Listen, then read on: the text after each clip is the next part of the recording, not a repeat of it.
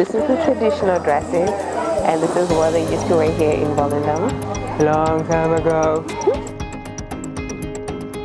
Ever decided to be a tourist in a country where you already live or have been living for so many years? Yes, Africa Web TV has done that today. And today we are in a small town called Volendam, a few kilometers away from Amsterdam, and we are going to do some touristic things because it's our first time here to see what Volendam has in store for us. So as we navigate through this city, stay tuned for Africa Web TV bringing you on a journey. This is Faye.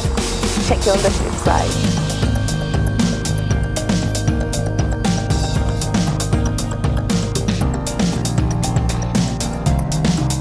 So there is Rotterdam, Volendam, Edam, Amsterdam, Rotterdam.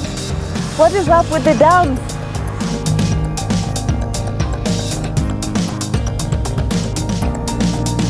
Welcome to the Volendam Museum.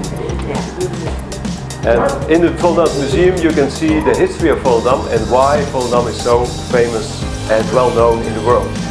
And in the Netherlands. So, I would say. And the history of clothing too? Yeah. Yes, this is our typical costume, and maybe you recognize it as the typical costume of the Netherlands, but actually it is from Volendam.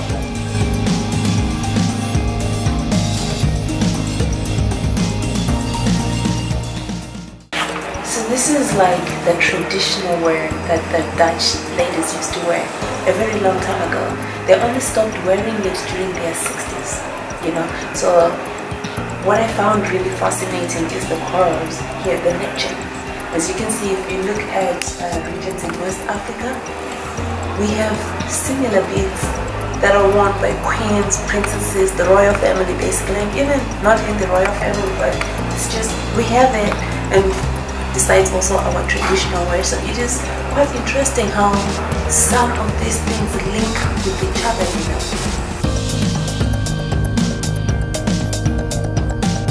Right now where I'm standing is like the entrance of a modern and ancient Dutch home. So welcome to how the Dutch used to live a long time ago. Once you were married, the pastor actually came by every single year to tell you there needs to be a child until you reach 16 children.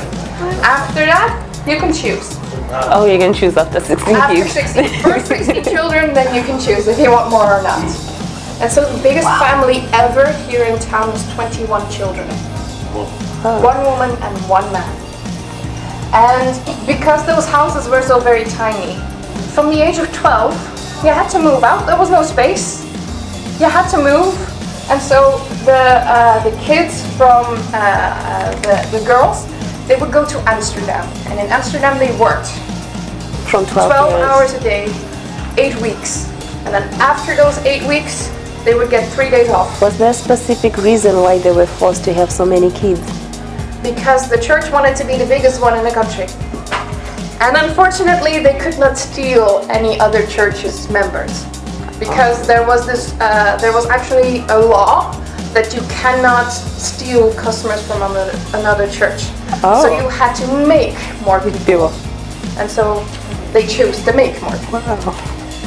If somebody would pass away, if they died, then the people who remained were supposed to mourn for them for 2 years and 6 weeks. And they would wear this suit. For 2 years? 2 years and 6 weeks every single day. Wow.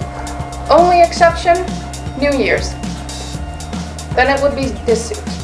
But then the flowers would still be dark. So if somebody from the same family dies again within 6 months, then the years you need to wait accumulate. before the first 2 years and 6 weeks is over, before you can start another 2 years and 6 weeks. So if at any time one of the boats was missing, there were 12 people gone, 26 years. Because for every single person, 2 years and 6 weeks. Wow. Outside of the window, there used to be a very big water tun. And that water tun would be filled once every 3 weeks. If you had water left in those 3 weeks, you could heat it up and put it in here. That was your bathtub. Once every 3 weeks, every child in the family lined up, oldest one first, youngest one last. Same water, same soap, same towel. Wait, They bathed once every 3 weeks? Yes. If they were lucky, if they had water left. If they didn't have water left, sometimes they didn't wash themselves for a whole year. So they have lions in their emblems, yeah? And then if you look at England as well, they also have lions. So what is the significance of a lion here in Europe? But then anyways, almost every city or every region in the Netherlands is represented by a lion. So this is Limburg, this is North Brabant, Zeeland, everywhere. Maybe some lions breathed fire.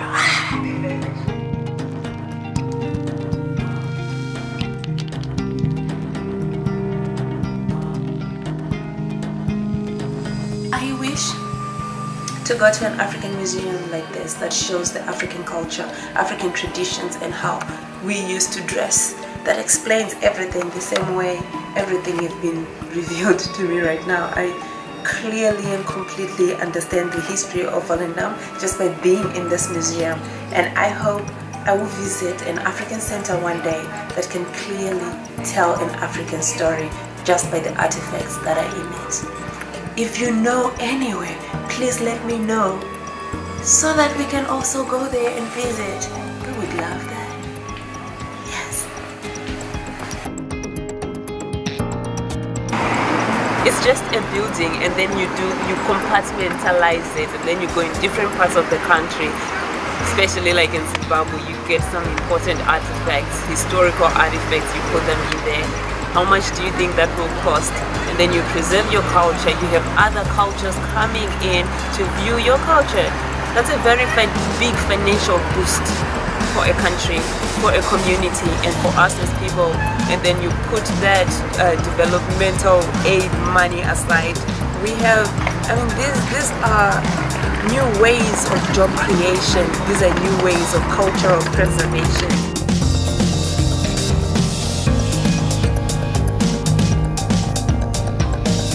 I guarantee you, back in the 1900s or the 70s, this square was used to burn people alive. That's how they punished thieves. You didn't hear it from me. But that's what used to happen in Amsterdam though, at the Dam Square. Witches and thieves were burnt alive. Like, witches were burnt alive at the Dam Square, and thieves had their hands cut at the Dam Square. And then in the dike in Amsterdam, that's where the witches lived. We should be in Amsterdam to tell you all those things. It's true! So you remember we were very curious about how the dams came about.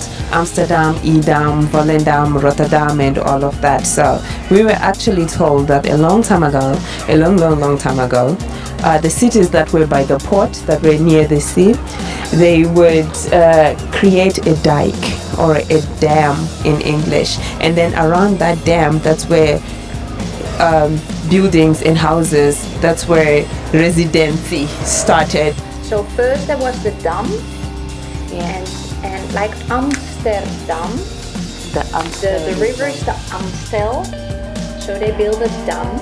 So that, and then when there is a dam, there is a little port, and when there is a little port, there is commerce, trade, people are coming, and that is how a city grows. In Zaandam, the river was called Zaan, and then the river, the dam around it, the dam, so it became Zaandam. So everywhere in the Netherlands where you hear dam, dam, dam, it means that their civilization or their sense of city started around the dam or the dike that they built in the city.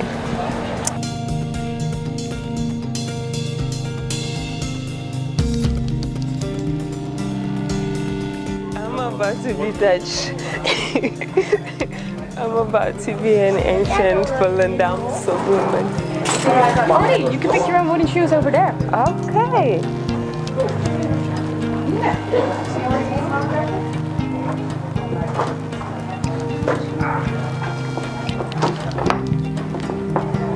This is so uncomfortable. This is the traditional dresses, and this is what they used to wear here in Volendam long time ago. But yeah, it does not feel comfortable at all. It's just a whole lot of layers in it, and some cute shoes too. Some still wear them though. So yeah. Check that. When you're used to it, It doesn't have. very good. Oh.